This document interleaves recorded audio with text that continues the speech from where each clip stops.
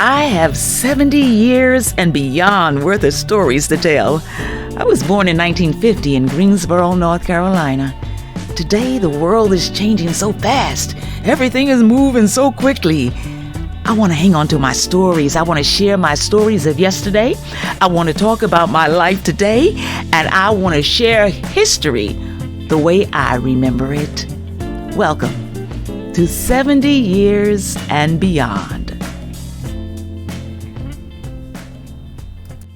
Hello, everyone. Welcome to 70 Years and Beyond. My name is Wambui Bahati, and today I want to talk about something that came to mind from me watching my beautiful granddaughters, and they are always showing me their retainers and talking about their braces. Now both of them have braces, and it got me thinking about my teeth journey. And so I'm calling this episode, Excuse Me While I Talk About My Teeth, the Evolution of My Smile. Now, my mother had a gap between her two front teeth, and an obvious gap, but nothing, it was beautiful, an obvious gap between her teeth, and her two teeth kind of protruded just a little bit, nothing out of the ordinary. She was always beautiful, but she had that gap. Okay, so there are four children in our family. So my youngest brother and myself inherited the gap. And so again, I never thought anything of it because my mother had it, and it was just how it was. So I was never concerned about it. I knew that when I was very young, because of the protrusion of my teeth, sometimes it was very hard to get my lips around my teeth. But other than that, I was not worried about it. I wasn't concerned. I didn't feel like it interfered with my self-esteem really or anything at that time. I'll tell you what I did do though. As a child, I would love to get chewing gum. And I wanted the chewing gum because I would take the chewing gum and hold it up against the back of these front teeth, and I would put my tongue to hold the gum in place and fill that gap. And because I always wanted to see what I would look like if I didn't have that gap. And so I enjoyed doing that. Let me show you.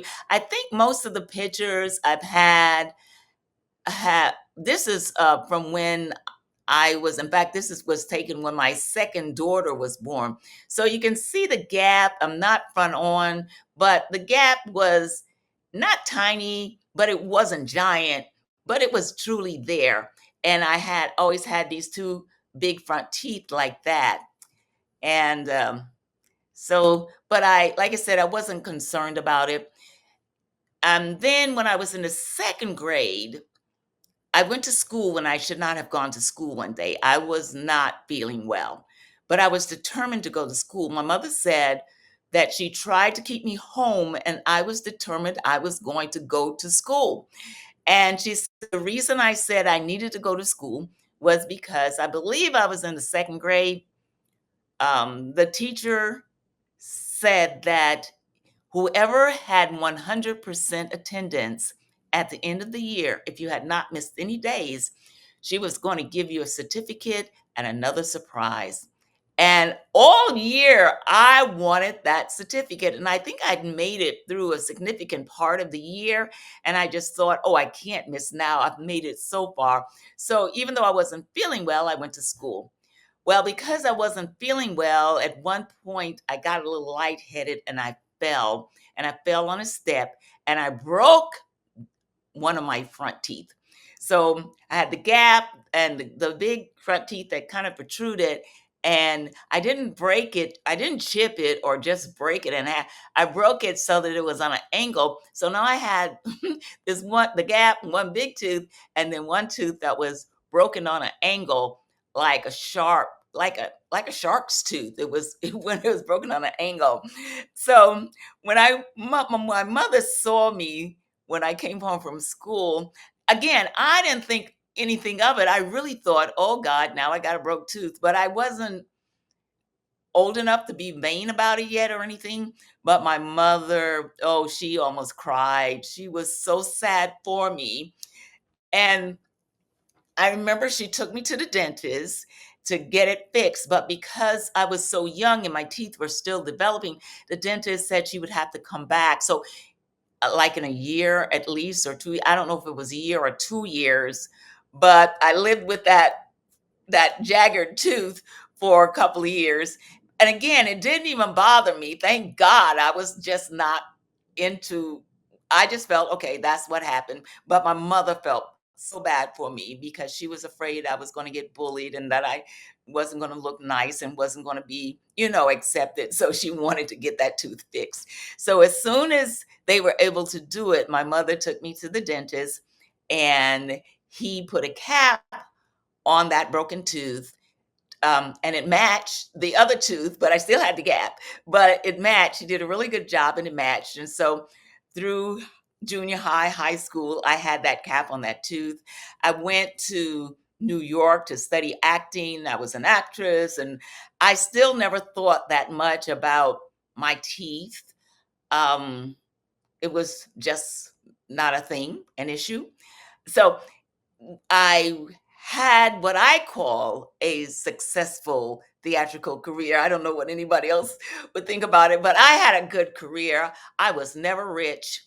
I was never famous. I can't think of any movie that you would recognize me in because most of the movies I was an extra if I did a movie.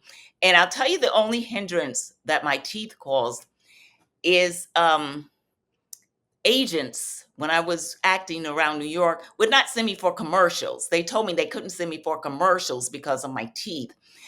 Again, not bad. My teeth were clean, they were healthy. My mother always stressed that we brush our teeth at night. She was very into, hygiene, keeping your teeth clean. And that's what I thought. Just as long as the teeth are clean, as long as they're healthy, it's good. And so I was good.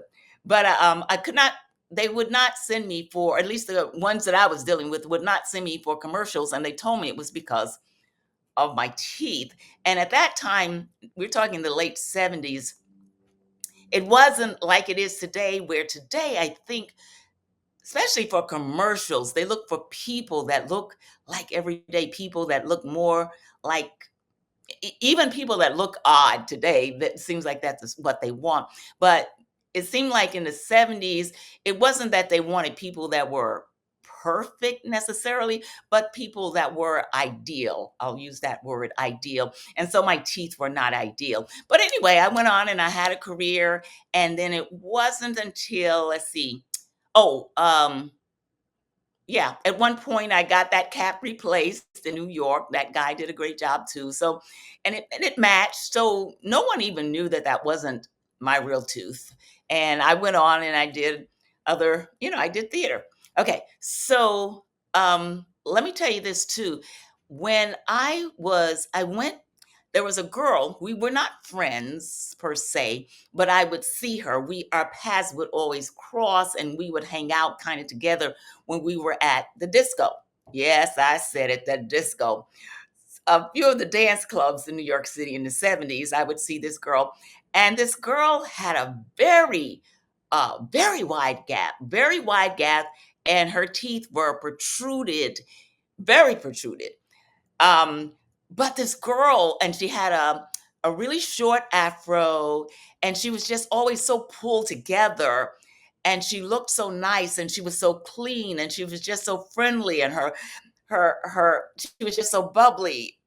Oh my goodness, and so I would see her and I would then compare my teeth to her teeth.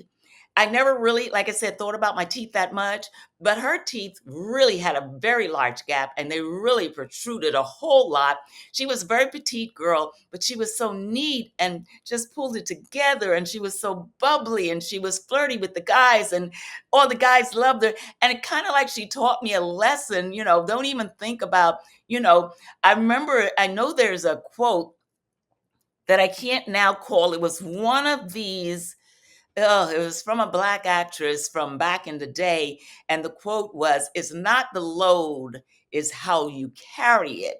And that's what I think of when I think back on that woman and how she carried herself, and it encouraged me and just let me realize, you know what, you have nothing to worry about, just go on and do you. And so that's what I did.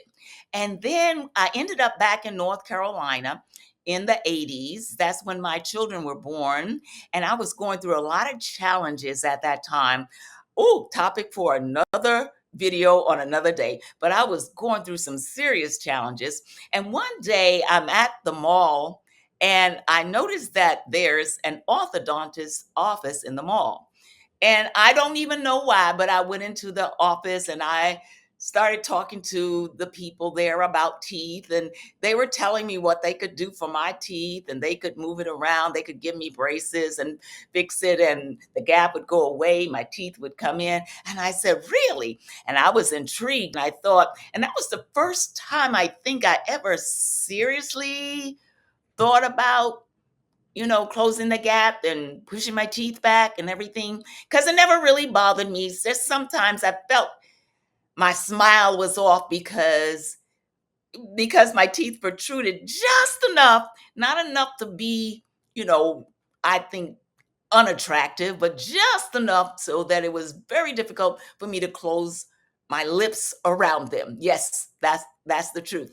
And so I talked to this guy, and I'm thinking, well, the orthodontist that is, and I'm thinking, well, I'm here in North Carolina with my children. I'm really not performing now, and this would be a good time to do it. And he had a very good payment plan, so I got the braces. And now I had those braces for I know at least 2 years. I don't know if I had them for 3 years, but I know I went past the 2-year mark before those braces came off. When those braces finally came off, I was amazed. Now, to do that, they had to pull 2 teeth in order to have room to push the teeth back and close the gap and do whatever they had to do. But when the braces came off, I was so happy.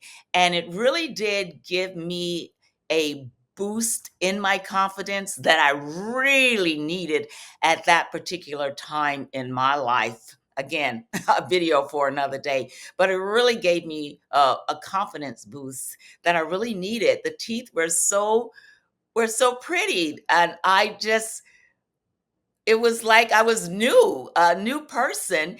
And not that the old teeth were that bad. I got a lot of mileage out of those old teeth, and I got a lot of beautiful things done with those old teeth. But the new teeth, I was amazed when the braces came off. Now, then shortly after that, I moved back to New York City. Well, actually, while I was still down there in North Carolina, when the braces came off, I started performing again. I started doing some one woman shows, and I started doing speaking engagements around.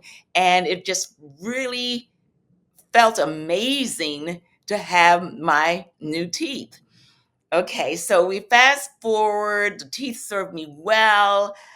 And then I don't know how many years it might have been, but after a while, I started having problems with the 2 front teeth. Now, what I think, and I'm not a dentist, but what I think is that I just feel like I'm happy I got those braces and they worked, and the new teeth really served me well. But I think it was so late in the game. I was like 40 when I got the braces. So now I started having trouble with the 2 front teeth. Okay, and the 2 front teeth had to be removed. That's how serious it got. Had to be removed. Okay, so the 2 front teeth were removed, and that's when I got these teeth right here that you see right here. These 4 teeth. They used that to replace the 2 front teeth. But the gap was still gone. So I still love these teeth, and they're great. Now I'm going to share a story with you that I debated whether or not I was going to share this story, but I'm going to throw it in. Okay, so I had just gotten these teeth, and I had gone back to the dentist for a checkup or something. Now I had gotten these teeth, and at that time I was doing a lot of speaking engagements and a lot of one woman shows. And so I had to come back to her office for a checkup or something, and she wanted to fix something on these teeth. And I said, nope, Nope, nope. Mm-mm. We're good. Leave it alone. If it ain't broke, don't fix it. Well, she was determined she needed to check something. She said, I can just let me, do something, tweak it because da da da da. I said, don't take them off because they were cemented and are now in. They were cemented and permanent. I said, no, no, please don't take them off. So she insisted that she was going to just make it even better. And then I'm thinking, well, maybe I should let her do what she wants to do because she says she's going to make it better. So, okay, so she took them out and she did something and she put them back.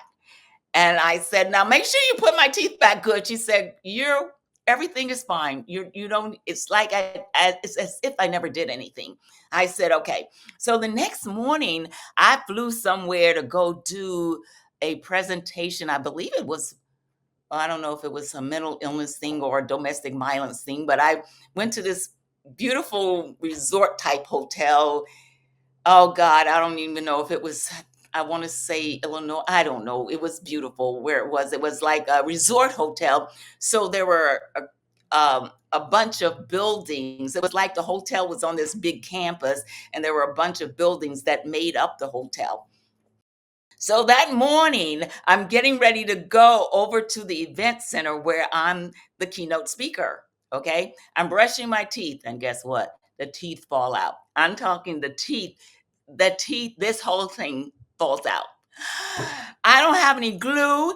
I don't have anything. I don't have anything because the idea was I didn't need anything because they were cemented in permanently. Okay, so now I try to put them in as best I can, and I feel so insecure. And so I'm getting ready to go do this speech. I don't have anybody with me. No one came with me. I came by myself on this trip. So there's me, and then the teeth that are not staying in that good now. So, and I got to go on stage and talk for at least 45 to 60 minutes.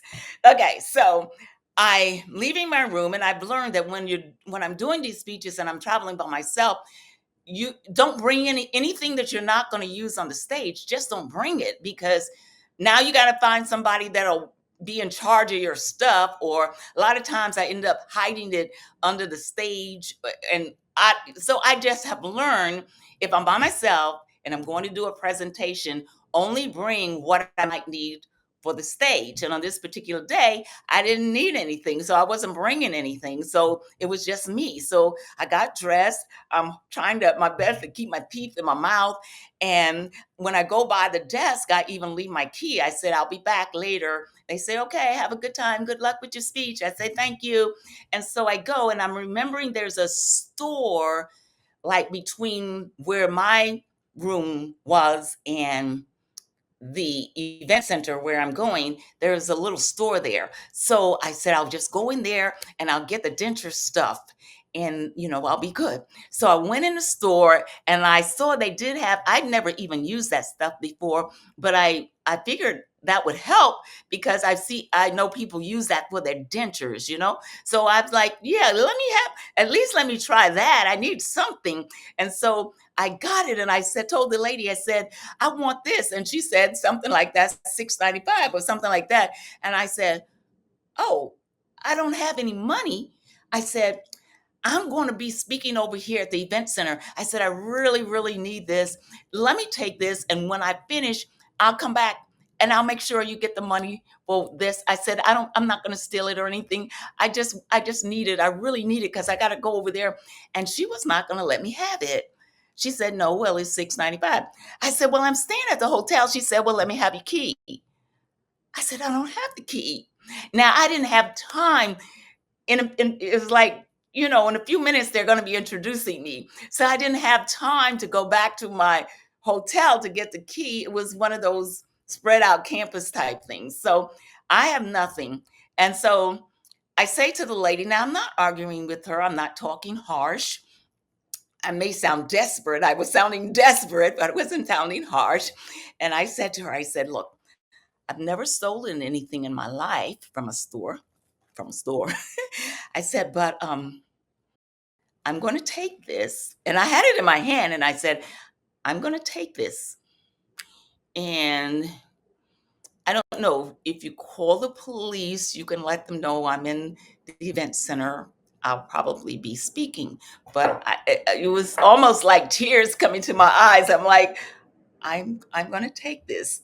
And I walked out the door, and I wasn't sure if she was going to grab me. I didn't know what was going to happen, but I walked, and I could see out of my peripheral vision that she wasn't following me. And so I walked, and I've got this stuff in my hand.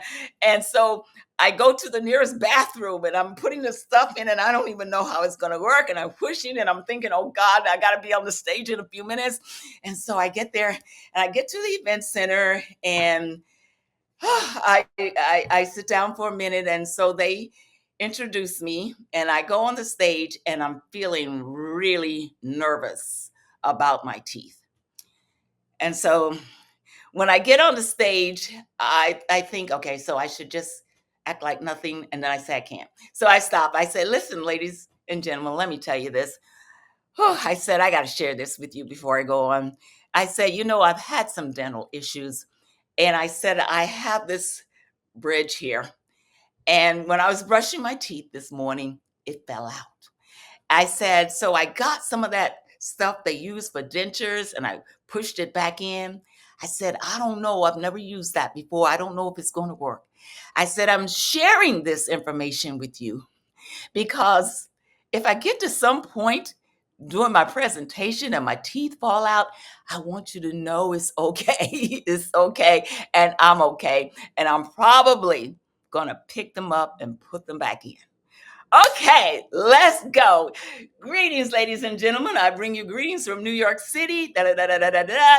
And I go on with the presentation. The teeth stay in and everything. And then later on, I do go back by that store, tell the lady I'm coming back. I go get the money and pay her. And I thank her profusely for allowing me to take that denture stuff that day.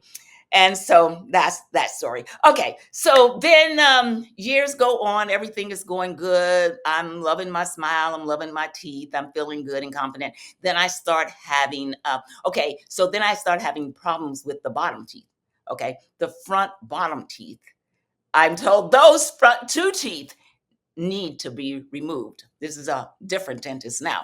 He's saying the bottom teeth got to go. He said, but they look good. I said, I know, don't they? He said, yeah, so, but they got to go. He says, here's what we're going to do. He says, I'm going to let you keep your teeth, but I'm going to take the roots.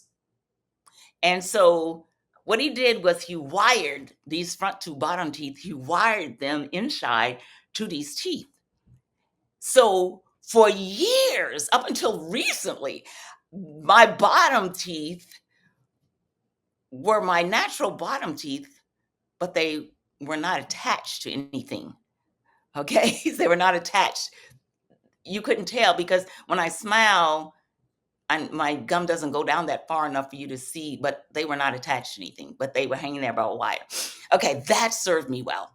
Okay, for many, many years, that well, I performed speeches, whatever, I was good to go. And then one night I'm working in a theater. I'm not working as an actress. I'm working in the Broadway theaters. I'm working as a person that helps people who come to the theater and they have hearing disabilities. They want to hear the show better. And so I work for the company that provided the equipment for these people. And so just before the house opened that night, one night, the wire broke. Now these two teeth, now it's these two teeth are no longer where they're supposed to be. So I decide I'm not going to talk, and so I make little signs with all the questions that I am used to people asking. I have one sign. The first sign says, "Hello, I'm having a dental emergency, so I will not be talking." And then I had another sign that said, "How many headsets?" Now I'm not moving my mouth at all. I'm just holding up signs. "How many headsets would you like?" I pick up the other sign. "I will need to hold a driver's license for you to check out the headsets. And I just had a little sign that explained everything. I never opened my mouth. When the show started, I'm on the phone with my daughter, trying to get my doctor, trying to get a dentist, trying to say, hey, I need to come in. It's an emergency. I need to be there tomorrow. Now, the dentist who had done this work was, I don't know, to this day, I don't think that he got the message. I don't think that I don't think the people he worked for were that great. And because eventually I left him because of the people that worked in his office, not because of him. But they were not understanding emergency. And so this was maybe a Thursday. I was going to be leaving town on Sunday. So I'm saying, whatever time you give me, day or night, I will come. This is an emergency. And they were not understanding that, or they were not responding. And no, so that was not happening. So then we started calling dentists, just dentists in New York City, period. And nobody was seeing people. Half of them weren't seeing new patients. Half of them were booked. They couldn't fit me in. And we found this one dentist in New York City on the East Side who, that's what he does. He takes emergencies. So he said, yes. So we found this one dentist in New York City. That's what he did. He took emergencies. He told me a time to be there. And so I was going to be there. But here's the thing. Okay, so I could tell by the neighborhood that he was in that he was already just going to be a pricey dentist. Um, I got all the cards that I could that had any balances left on them. I put both of my daughters on notice to stand by with credit cards or whatever they might have, because this is what I'm thinking. Okay, so I'm going to this dentist. He takes emergencies. He knows it's an emergency. Okay, he could charge me anything he wants to charge me. And what am I going to do? I'm having an emergency. Okay. So I just put everybody, stand by with your credit card. I may need to call you, I don't know how much this is going to be. I mean, he could literally charge me $10,000, really, literally. And, I need it done. Okay. So I went there and he wasn't quite as gentle as I was used to, but he did the work and it looked really good. And I braced myself for when I went by the desk to hear what the lady was going to say. And it was like, I think it was less than $200. And I was so grateful. In fact, even though he wasn't gentle, I made it my business to go back to him the next time I needed a cleaning, because I felt like I needed to at least give him some business, or, show my support for him in some way, because that man could have charged me thousands of dollars if he wanted to, because that's how badly I needed it done, because I needed to go do a presentation. And he charged me like $200. So God is good. So I got that. Now, then that served me well. My teeth were good. I was good. I was good. I was working. I was doing it. I was moving. I was grooving. And then I started having gum issues, serious gum issues. And so then I lost 2 teeth over here in the back. Now the teeth on the bottom started shifting. So the one where the wire was, those 2 front teeth now were just like doing their own thing. And so eventually I had to get those taken care of. So the dentist that had done my emergency work, he had moved on. I didn't know where he was anymore. And then the dentist who had done it originally, I didn't know where he was anymore. And so I actually first went to my children's orthodontist. And what I was told was, well, yeah, we move teeth, because I'm saying my teeth are shifting. I need you to shift them back. They said, well, we move teeth, but usually for us to move the teeth have to be in your gums. And so, these front two teeth were attached to nothing. They were not in the gums. And so I was going to have to find a dentist to get another thing on the bottom like the thing on the top.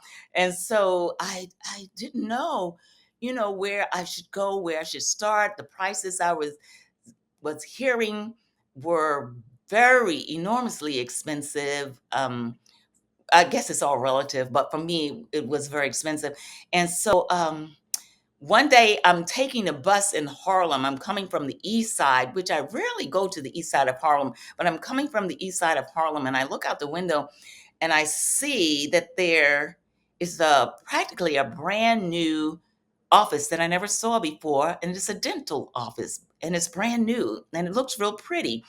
So a couple of days later, I walked back over there to see what it is and what's going on. And it was a beautiful dental office. And the people in there were just very friendly and nice. So I told them about my issues and I started going there. And the doctors were very nice and gentle, and the price was right. I feel like Jesus put that place there just for me, okay? Because they put that dental office there just for me because it worked out. I was able to go there with a little help from one relative and another relative and this and that, and with the help it I got it together and I was able to get these teeth right here.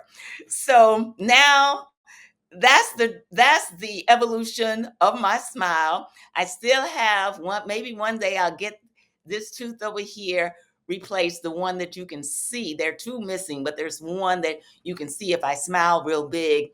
But in any case, I'm loving my smile right now, and I decided I wanted to share the evolution of my smile with you. I'm not even sure why, but if you have a smile evolution story, I would love to hear it. So until next time, stay fabulous. Thank you for visiting with me and 70 years and beyond. 70 years and beyond. Wambui Bahati.